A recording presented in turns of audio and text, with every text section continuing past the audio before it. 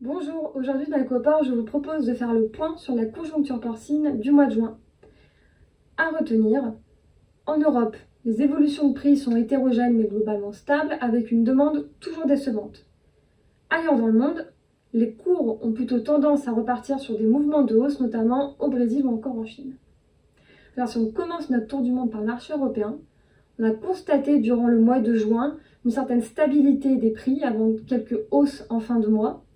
En moyenne, le prix des porcs classe E a légèrement progressé de 0,9% entre mai et juin, mais cette stabilité apparente cache des évolutions de prix contrastées entre les pays, avec des hausses en Espagne et en France, une stagnation des cours en Allemagne et un recul des cotations notamment au Danemark. Sur le marché français, le prix négocié au marché du porc français clôture le mois de juin à 2,06 € le kilo. Et en moyenne, le prix perçu par les éleveurs atteint 2,18 €, soit une légère hausse de plus 0,3% en un mois. Notre référence française se situe dans une position plutôt intermédiaire entre les cours espagnols et allemands d'un côté et néerlandais et danois de l'autre. Le marché européen manque toujours d'un stimulus de demande face à une météo changeante. Les acteurs de la viande en Europe sont en attente d'une relance liée aux événements sportifs, notamment l'Euro de football ou encore les Jeux Olympiques. Et du côté de la fin de l'année scolaire, alors que l'Allemagne va peu à peu se vider de ses consommateurs, l'Espagne devrait profiter dans les prochaines semaines de la reprise de la saison touristique.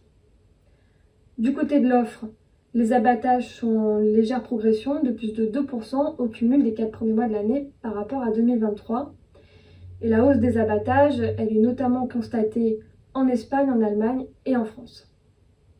Toutefois, en Europe, les pays sont toujours confrontés à des incertitudes fortes sur le volet sanitaire, mais aussi sur le volet commercial, entre FPA qui se propage en Allemagne et la Chine qui lance une enquête anti-dumping sur les produits du porc européen.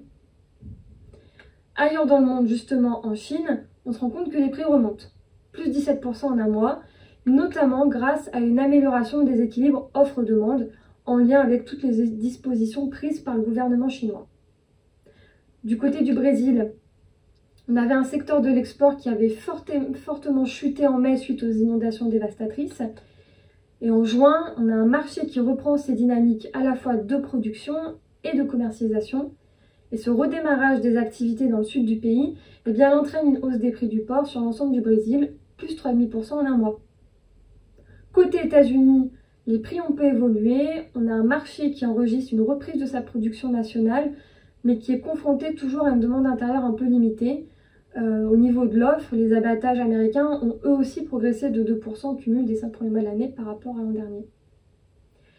Nous continuerons de suivre les évolutions de marché dans les prochains mois.